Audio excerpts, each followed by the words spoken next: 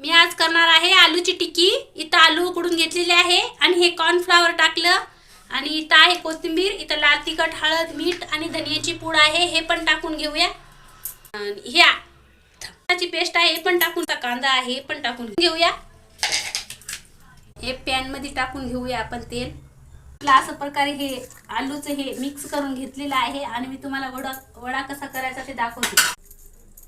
अशा प्रकारे आपण सर्व करून घ्यायचे टिक्क्या। बनवून घेऊया। हे आपण थोडंसं तेल टाकलं त्याच्यामध्ये, हे असं एक एक पलटी मारून घेऊया।